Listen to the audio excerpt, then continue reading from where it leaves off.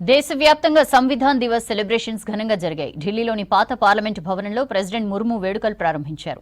రాజ్యాంగంతోనే సామాజిక న్యాయం, సమ్మిళిత అభివృద్ధి సాధించగలమన్నారు. ప్రజాస్వామ్య, గణతంత్ర సూత్రాల ఆధారంగా రాజ్యాంగం రూపొందిందన్నారు. భారత రాజ్యాంగ రచనలో భాగస్వాములైన ప్రతి ఒక్కరిని స్మరించుకోవాలన్నారు ముర్ము. ఢిల్లీలోని పాత పార్లమెంటు భవనంలో రాజ్యాంగ దినోత్సవ వేడుకలు ఘనంగా జరిగాయి. రాజ్యాంగం ఆమోదం పొంది 75 ఏళ్లు పూర్తయిన సందర్భంగా పార్లమెంటు సెంట్రల్ హాల్లో సెలబ్రేషన్స్ ప్రారంభించారు రాష్ట్రపతి ద్రౌపది ముర్ము.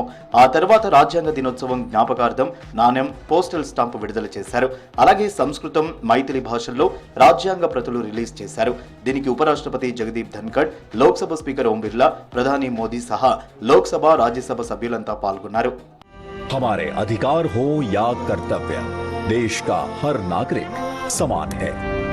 75 साल से व्यक्ति के स्वाभिमान और राष्ट्र की एकता की रक्षा करता आया है भारत का संविधान। భారత రాజ్యాంగం సజీవ, ప్రగతిశీల పత్రమన్నారు రాష్ట్రపతి ద్రౌపది ముర్ము. రాజ్యాంగంతోనే సామాజిక న్యాయం, సమ్మిళిత అభివృద్ధి లక్ష్యాలు సాధించగలమన్నారు. ప్రజాస్వామ్య, గణతంత్ర సూత్రాల ఆధారంగా రాజ్యాంగం రూపొందిందన్నారు. రాజ్యాంగ రచనలో భాగస్వాములైన ప్రతి ఒక్కరిని స్మరించుకోవాలన్నారు ప్రెసిడెంట్ ముర్ము. संविधान हमारे देश का सबसे पवित्र ग्रंथ है। आज हम सब एक ऐतिहासिक अवसर के भागीदार भी बन गए हैं और साक्षी भी।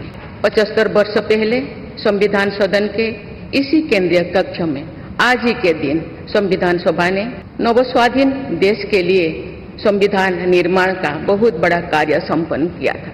उस दिन संविधान सभा के माध्यम से हम भारत के लोगों ने इस संविधान को अपनाया, अधिनियमित किया और आत्मार्पित किया। రాజ్యాంగం అంటే కేవలం కాగితాలు కాదన్నారు ప్రధాని మోదీ.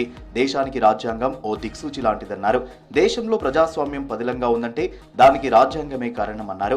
సుప్రీంకోర్టులో జరిగిన రాజ్యాంగ దినోత్సవ వేడుకల్లో పాల్గొన్నారు మోదీ. ఇదే రోజు ముంబైలో ఉగ్రదాడులు జరగడం బాధాకరమన్నారు. 75 ఏళ్లలో తొలిసారి జమ్మూ కాశ్మీర్లో రాజ్యాంగ దినోత్సవం నిర్వహిస్తున్నామని చెప్పారు. నేషన్ ఫస్ట్ విధానమే రాజ్యాంగం ప్రథమ లక్ష్యమన్నారు మోదీ. हमारे संविधान निर्माता ये जानते थे कि भारत की आकांक्षाएं, भारत के सपने समय के साथ नई ऊंचाई पर पहुंचेंगे। वो जानते थे कि आजाद भारत की और भारत के नागरिकों की जरूरतें बदलेगी, चुनौतियां बदलेगी।